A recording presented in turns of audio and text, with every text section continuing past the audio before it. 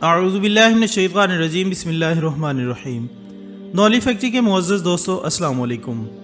ناظرین اکرام، مسجد نبوی مسلمانوں کے لیے انتہائی مقدس جگہ ہے، مگر اس کی اہمیت صرف اس لیے نہیں کہ نبی اکرم صلی اللہ علیہ وآلہ وسلم اس مسجد میں ریاست مدینہ کے معاملات اور مذہبی اور دینی فرائض سر انجام دیتے رہے، بلکہ مسجد نبوی کے ایک حصے میں نبی اکرم صلی اللہ علیہ وآلہ وسلم کے روضہ اطہر نے بھی اس مسجد کی اہمیت میں اضافہ کر دیا ہے۔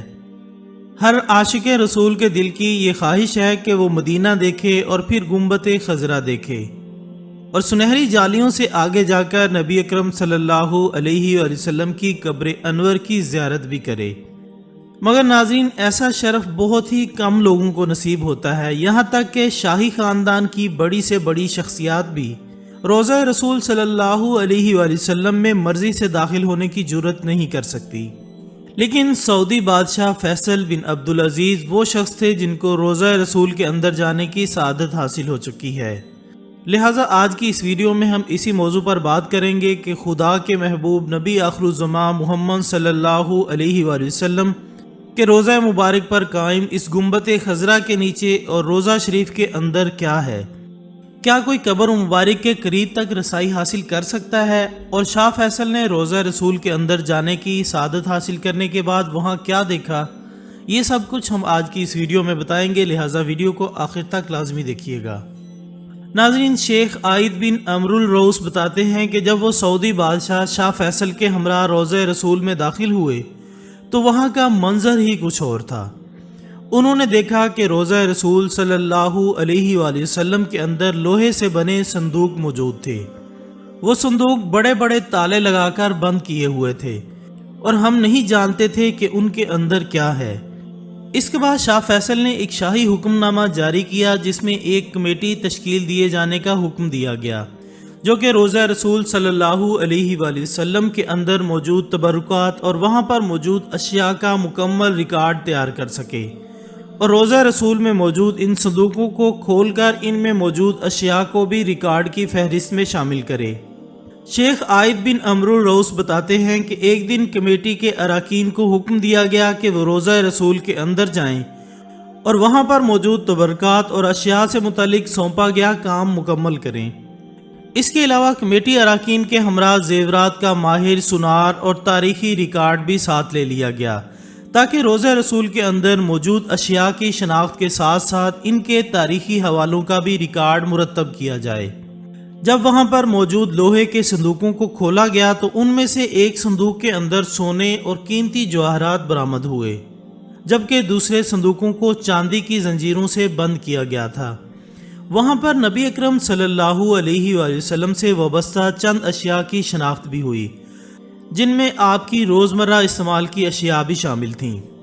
دوستو، کہا جاتا ہے کہ کمیٹی اراکین کو روضہ رسول صلی اللہ علیہ وآلہ وسلم کے اندر موجود اشیاء کا ریکارڈ مرتب کرنے میں لگ بھگ 15 دن لگے، اور یہ بھی کہا جاتا ہے کہ کمیٹی اراکین نے روضہ رسول میں موجود جواہرات کو مدینہ میوزیم میں رکھنے کی تجویز پیش کی تاکہ عوام ان کی زیارت کر سکیں، جبکہ تمام جواہرات وزارت خزانہ سعودی عرب کی نگرانی میں دے دیے گئے اور کچھ معلومات کا ذمہ دار سعودی عرب کی وزارت تعلیم کو بنایا گیا۔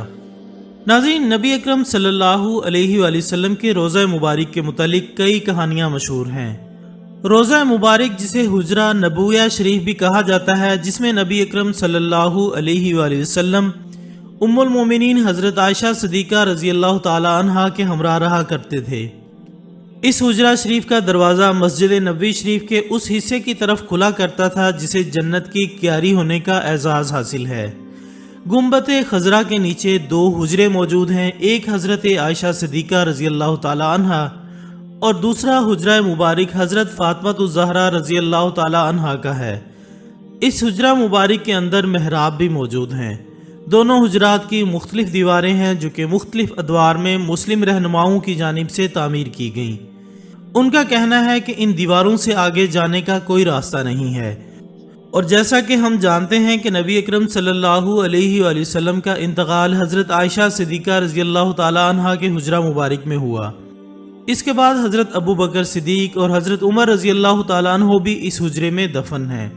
اس طرح حجرہ شریف میں 3 قبریں موجود ہیں، لہٰذا اگر آپ کو انٹرنیٹ پر کوئی بھی ایسی تصویر ملے جہاں پر صرف ایک قبر دکھائی دے رہی ہو تو یہ جان لیں کہ وہ تصویر جعلی ہے، اور آپ صلی اللہ علیہ وآلہ وسلم کی قبر مبارک کی کوئی بھی تصویر موجود نہیں ہے، اس لیے کہ جب کوئی آخری مرتبہ رسول اللہ صلی اللہ علیہ وآلہ وسلم کی قبر مبارک پر گیا تھا تو وہ 550 سال پہلے کا واقعہ ہے۔